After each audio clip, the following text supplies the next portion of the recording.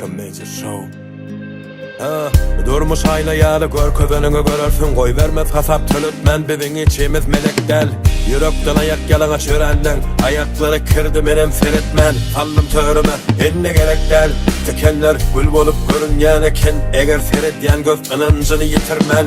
En idam adamlara ananyan olsa oğlar azalmazdı belki oğluk bilinyen olsa.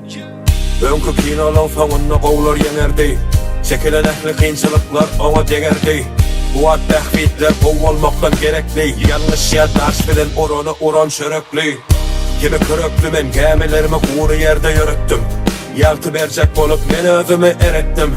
Ertiyle yok belettiğim yönümünden artık egilsem mümkün de ulmegim. Ya biri var kaytarmaydım adine sen için çıkıyındaydım Çıdımanı güç ver kıyrına.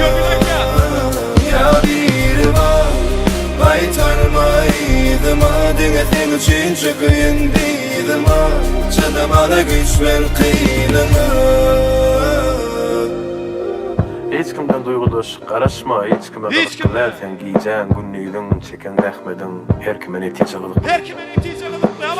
Bravo! Yürüdüysen! Neyse yanıp sönmek gerek, ışık saçmak için.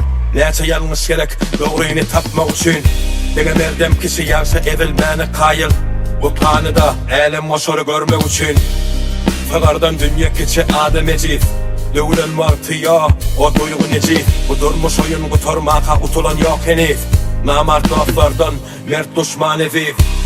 Adam müzik terezi, edil şugun dolmasa da ertir. Ayanmalar yalan dona bölünse de her gün. Bu sinamdaki canım büyük yaradana bergim. Yöne onu gen yaktılar, ne hak gerekken ağlattılar.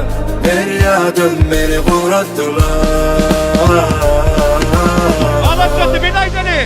Ya biri var kaytarmaydım adine sen için çıkıyındaydım Çıdımanı güç ver kıyrına.